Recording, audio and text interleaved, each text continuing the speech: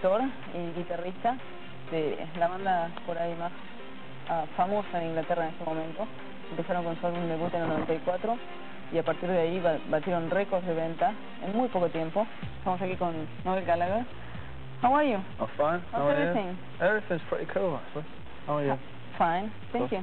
So how's the tour going on? Yeah, pretty well. We're nearly finished now.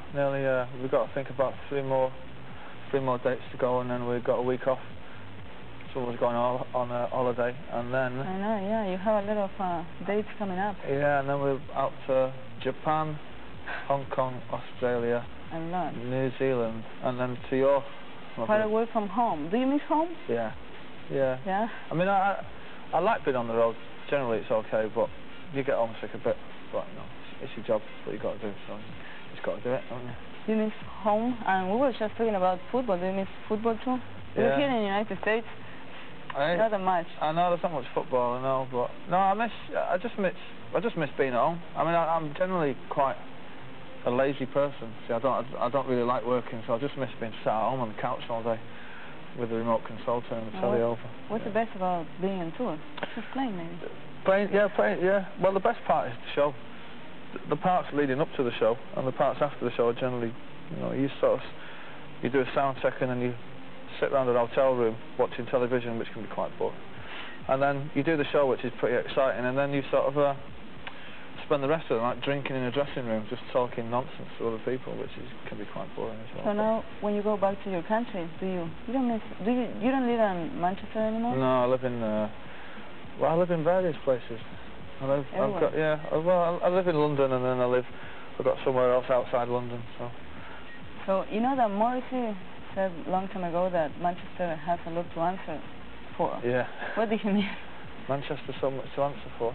I don't know what he means by that, but I mean, well, the good thing about Manchester is there's a lot of good bands come out of there over the past, but I don't think the city itself is up to much. I don't think there's much to do for young people there. I'm sure in the last 20 years the most important bands from England came from that city, so yeah. I'm sure there is something going on. Yeah, well, there is. I mean, we've seen a decline of that over the last 5 years. We're probably the last great band that'll ever come out of Manchester, really. I think it was just a generational thing from the 70s to the early 90s, I suppose. It was just that generation of young people who were up for being in bands and making music. But I've not heard of any bands coming out of there since, so maybe it's all about to go a bit underground again, but, you know. Okay, we will keep talking about Manchester right away. So, vamos a un video y ya regresamos. Noel Gallagher de Oasis acompañándonos, y so we were talking about Manchester, no? So what do you think about the scene right now? Do you think that it's a scene that is going to die, or what's going on? Well, what do you think in Manchester, about the current scene of Manchester? Well, I left there maybe 5 years ago now, so I only go back every once in a while to see my mother. So, as I say, I think there's one band called the Dust Junkies who have just come out of there, which is sort of hip-hop, rock hip-hop type thing, which is all right. There's another one, Ocean Colour. Ocean Colour Scene are from Birmingham, they're not from Manchester. Oh, I know, yeah, I know. But, they're from England. They're from England. Oh, yeah, they're from England. But the scene in England is actually it's probably as good as it's ever been, really.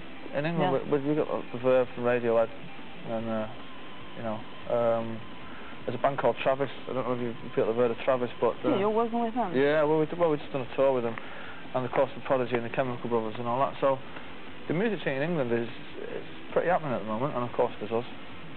Yeah, there's like two words there, you know, like now in this moment from England. Or maybe this is what I see.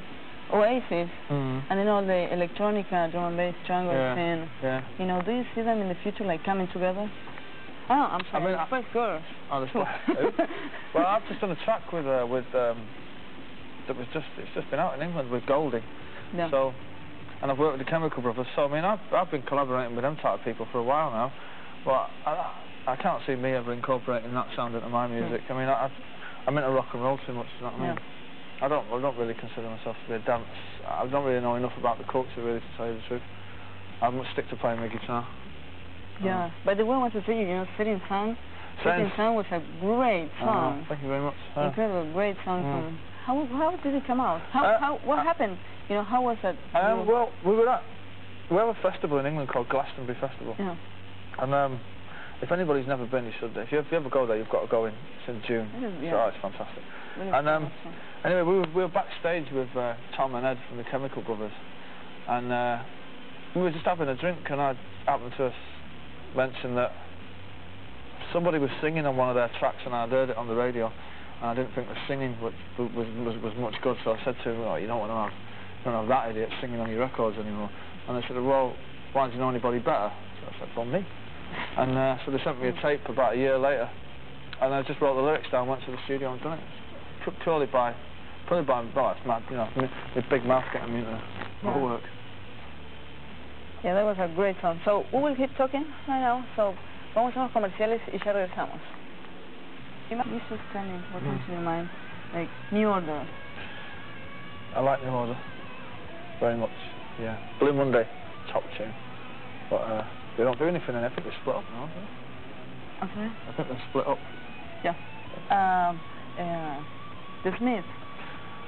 Heroes, mine. Oh. Johnny Marr, Hero.